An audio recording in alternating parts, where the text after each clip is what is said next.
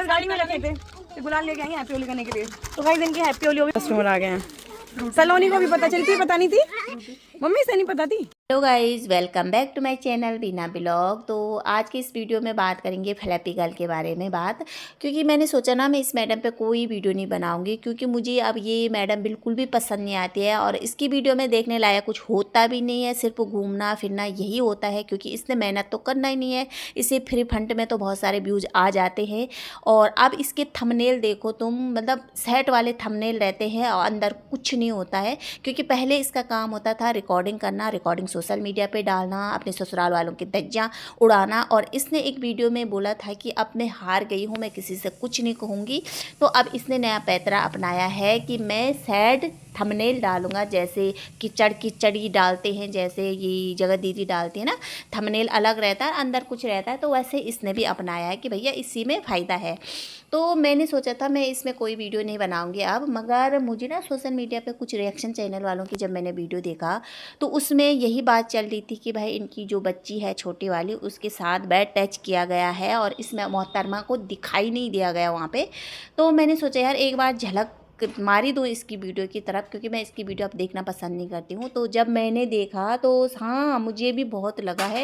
क्योंकि ये जब जा रही थी और ये यही बोल रही थी कि अब हम गांव जा रहे हैं, इनकी जो बड़ी बेटी है ना उसकी छुट्टियां पड़ गई है और अब हम गांव जा रहे हैं छुट्टियों में। तो जब ये गांव गए तो वहाँ पे आप लोगों ने पिंक कलर का शर्ट पहना हुआ है एक लड़का, मैंने पहले क्लिप डाल रखी है, उसमें वो लड़का इनकी छोटी वाली बेटी के साथ इतना बैड टच कर रहा है, मतलब इतनी गलत तरीके से हाथ लगा रहा है, उसके गाल काट रहा है। तो ना मुझे यहाँ पे साफ लगा कि बैड टच ही था ये।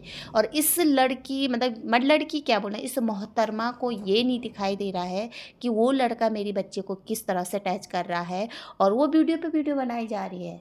क्यों भाई, तुझे तो बड़ा पता है ना कि बैड टच गुड टच क्या होता है। तो इतनी बड़ी महान है ना, क्योंकि तूने जो अपने ससुराल पे, अपने ससुर जी पे इतना गंदा आरोप लगाया था सोशल मीडिया में, भरी सोशल मीडिया पे अपने ससुर जी का जो धज्जियाँ उड़ाई थी, वहाँ पे तूने बोला था कि इतना तो हमें समझ है कि बैड टच गुड टच क्या होता है, इतना तो हमें पता है कि कौन सा आदमी किस तरह से छूता है।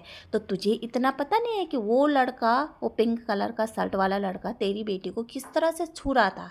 क्यों भाई, वो ससुराल पक्ष था इसीलिए वो गंदा था, और वो मायका पक्ष था वो सही था। भैया आज अपने घर में भी दुश्मन होते हैं, ये नहीं बोलना कि हमारे घर में कौन इंसान सही है।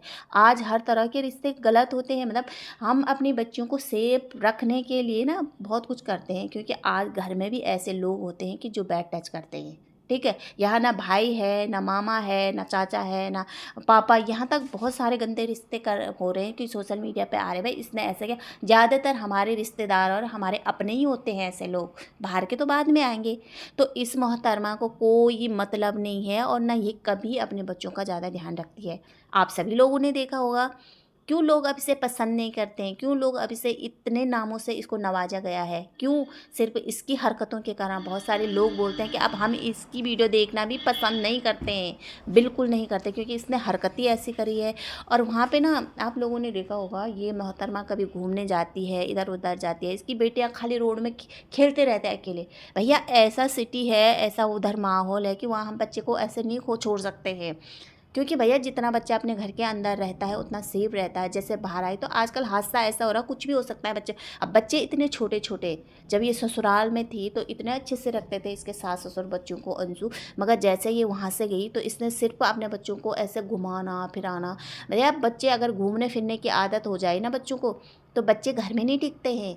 क्योंकि इतना घूमना फिरना भी अच्छा नहीं है। अगर तुम ब्लॉगिंग के लिए जा रहे, वीडियो के लिए जा रहे, तो कुछ टाइम बाद चले जाओ, जब छुट्टी पड़े। घर में भी बहुत सारी चीज़ें होती दिखाने के लिए, घर का काम कर लो, वो दिखा नहीं। इस मैडम को तो सिर्फ गांव जाना, और गांव भी वो भद्दी सी ड्रेस पहन के जाना कि भैया देखो मैं कितनी मॉडल हूँ, कितनी मॉडर्न हूँ मैं, तुम तो कुछ भी नहीं है। देखो मैं विदेश से आई हूँ, मैं इतनी फेमस हूँ, मैं सोशल मीडिया पे इतनी चर्चित हूँ, अपनी ससुराल की धज्जियाँ उठा के इतनी चर्चित हूँ, अपने दोनों पति की धज्जियाँ उड़ा के इतनी चर्चित हूँ, अपनी ननद की धज्जियाँ उड़ा के इतनी चर्चित हूँ मैं। देखो अपने जो ससुराल पक्ष के जो रिश्तेदार हैं उनकी धज्जियाँ उड़ा के मैं इतनी प्रसिद्ध हो गई हूँ, इतना पैसा कमा रही हूँ। देखो, और देखो इसके फैशन। भाई पहले बच्चों पे ध्यान रखा करो, इसके ये बाल स्ट्रेट करना, ये नाखून अब तुम बोलो भाई तुम्हारे छोटे छोटे बच्चे हैं, क्या तुम इतने लंबे लंबे नाखून कराओगे? नहीं ना कभी, क्योंकि बच्चे पे कभी चोट लग जाती, कभी नाखून लग जाता है, ये बहुत बड़ा, अगर नाखून भी लग जाएगा ना तो इन्फेक्शन हो जाएगा। वो तो इनके नाखून का पता तो इनकी बेटी के चेहरे पे साफ पता चल जा रहा था। और एक तो मुझे ना इनका मायका पक्ष बिल्कुल भी पसंद नहीं है। इनका जो मायका है ना मुझे बहुत गंदा लगता है, क्योंकि जब अंशु ने इसकी भाई की पोल खोली ना तो मुझे यहाँ तक लगता है, जो पड़ोसी भाई ने बताया कि इनका जो भाई है वो कुछ नशा भी करता है, गांजा वगैरह भी फूकता है। तो मुझे वहाँ सेफ नहीं लगती भाई दोनों बच्चियाँ। मुझे दोनों बच्चियाँ सेफ तब तक लग रही थी जब वो अपने दादा दादी के पास थे, अपने पापा के पास थे। मुझे वहाँ से ये निकली, इसको तो आज़ादी चाहिए थे हमेशा के लिए कि मैं आज़ाद हो जाऊं, बाहर जाऊं। उसे उस घर में नहीं रहना था भैया, ऐसे बंद के नहीं रहना था। उसको तो ऐसे घूमना था, ऐसे कपड़े पहनना था, ऐसे मॉडर्न बन के जाना था गांव में, ऐसे पहन के, ऐसा चाहिए था इसको। और ये पहले से ऐसी ही है। जब ये टिकटॉक पे आती थी ना, इसका तब से ही लक्षण ऐसे ही थे। इसके डांस, कपड़े पहनने का तरीका देखा होगा सब लोगों ने। शुक्र हुआ कि इसको इतना अच्छा ससुराल मिल गया था, तभी इसके ना जो ये पैर है ना, ये ज़मीन में नहीं टिकते हैं, ये उछलती रहती है कि जो हूँ मैं ही हूँ। और इसकी बच्चियाँ, ये खुद अपनी बच्ची को नहलाती नहीं भैया, देखो कोई और नहला के इसके बच्चे को आ रहा। और देखा खाना इसकी भाभी बनाती, कभी टिप्पन तैयार करे, बच्चों को तैयार करे। इसकी माँ, परसों का एक वीडियो देखा मैंने, एक झलक, जिसमें ये अपनी माँ को बोली मम्मी रोटी बना दे। अब भैया ये इन्होंने ना, इसने ना अपने ससुराल वालों को, सॉरी अपने मायके वालों को ना नौकर बना दिया। और देखना बहुत टाइम, बहुत जल्दी इसको इसका कर्मा भी मिलेगा, क्योंकि इसकी भाभी भी बर्दाश्त नहीं कर पाएगी, क्योंकि इसके भैया, इसकी माँ ना इसके आगे पीछे घूमते रहते हैं, और इसके भैया भी इसी के साथ चले रहते हैं। मतलब अपनी वाइफ के साथ वो टाइम ही नहीं वो करते भाई। तो एक दिन कलह ना कलह जरूर होगा, और इसकी भाभी इसको सबक जरूर सिखाएगी, भैया तुम्हारे नौकर नहीं है हम, तुम अपने घर में रहो। क्यों उनका घर क्यों? और जहाँ तक मुझे लगता है कि इसके माँ भाई ने ही इसका घर तोड़ा, क्योंकि उन्हीं ने ही ज़बरदस्ती उसको इस घर से, अपने ससुराल से बाहर निकाला। तो यहाँ पे मैडम जी को ना जब ये घूमना फिरना मुझे लगता है कि कम करना चाहिए। अपनी दोनों बेटियों को सेव रख के अपना जो भी प्यार प्रेम है उसको अपने बेटियों पे लुटाना चाहिए, उनका केयर करना चाहिए। अब यहाँ पे बहुत सारे लोग कुछ दिन बोलेंगे कि भैया ऐसे हो गया, इन्होंने अपनी बेटी के साथ ऐसे किया वैसे किया ना, तो दूसरे दिन आ जाती है बेटी थोड़ा, ये मैडम जी अपना प्यार पूर दिखाना अपनी बेटी को, मैं देखो मैं कितना केयर कर रही हूँ।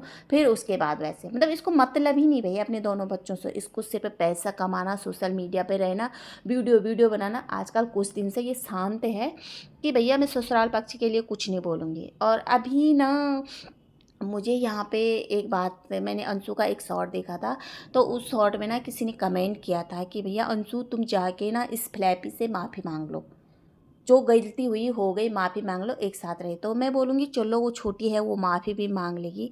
मगर सबसे बड़ी बात यहाँ पे है, सोशल मीडिया पे किसने धज्जियाँ उड़ाई थी पहले? यहाँ पे अंशु ने उड़ाया था या फ्लैपी ने उड़ाया था? ये तुम लोग बताओ किसने उड़ाया था, मैं गलत बोल रही हूँ?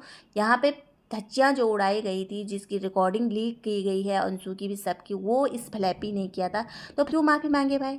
इसलिए कि वो छोटी है, इसलिए कि वो अपने मम्मी पापा का ध्यान रख रही है, इसलिए कि वो अपने मम्मी पापा को इस तरह खुश करना चाह रही है, उनको उनके भाइयों की कमी महसूस ना हो इस तरह, इसलिए वो माफ़ी मांगे। और क्या गारंटी है वो माफ़ी मांग ले और ये उस घर में चले जाए, वो फिर से अच्छी रही? क्यों? वो कुछ नहीं कर सकती। उसने वहाँ से बाहर निकल के इतना बड़ा बड़ा गंदा आरोप लगा दिया है अपने सास ससुर, अपने पति अंशु पे, तो कल के दिन फिर वो कुछ इससे बड़ा आरोप नहीं लगा सकती है? तो आप लोग कैसे समझ सकते हैं कि ये औरत उस घर में जाके फिर से सही रहेगी? ये तो अपने घुटनों पे, सॉरी अपने उंगलियों पे उनको नचाएगी, अपने उंगलियों पे उनको नचाएगी कि भैया देख मेरे से माफ़ी मांगी। ये तो चाहती है भाई सास ससुर सब मेरे घुटनों में आए, ये तो चाहती है मेरे पैरों में वो रही। क्यों भाई? उन्होंने अपने आप बच्चे खोए और वो इसी से माफ़ी मांगे। ये अपनी मर्जी से उस घर से निकली थी ना, किसी ने इसको नहीं निकाला था। इसके माँ बापों ने ज़बरदस्ती उस घर से बाहर निकलाया था इसको, ठीक है? गलती इसके माँ बाप भाई की है, गलती वहाँ उस बुजुर्ग सास ससुर की नहीं है। और जो इसके अंधभक्त है ना, सपोर्टर है, तो प्लीज़ तुम अपनी जो सपोर्ट कर रहे हैं ना, तुम अपने तक सीमित रहो। पहले इसकी हरकतें देखो, ये किस कदर की माँ है। और इस वीडियो में साफ नज़र आ रही कि ये बिल्कुल भी अपने बच्चे को सेफ नहीं रख सकती, या अपने बच्चों का ध्यान नहीं रख सकती। जो औरत अपने बच्चों का ध्यान नहीं रख सकती है, वो इंसान इतना गंदे तरह से उसको टच कर रहा है, उसको काट रहा था, क्या वो अंशु को बेटी मान के क्या अंशु का केयर करेगी? वो अंशु को सिर्फ अपने साथ एक नौकरानी बना के ला रही थी और कुछ नहीं। और तुम लोग बोलते हैं कि अंशु को वो माफ़ी मांग ले। क्यों मांगे भाई वो माफ़ी? क्या गलत कर रही वो? उसने अपने मम्मी पापा का ध्यान दिया ना, क्या गलत कर रही वो? क्या गलत कर रही? तो कहाँ से ये अंधभक्त आ जाते हैं, कुछ भी बोलना कुछ समझना है नहीं, यानी इतना कुछ इसकी सच्चाई सामने आ गई है, तब भी इनको ये गलत नहीं लग रही, तब भी ये इनको ना बहुत बड़ी देवी लग रही। तो रखो भाई अपनी देवी अपने पास, अपनी देवी की पूजा करो। तो आज का वीडियो यहीं पे एंड करते हैं। अगर वीडियो अच्छा लगा तो प्लीज़ लाइक सब्सक्राइब और कमेंट जरूर करना। तब तक रखना अपना ध्यान। बाय।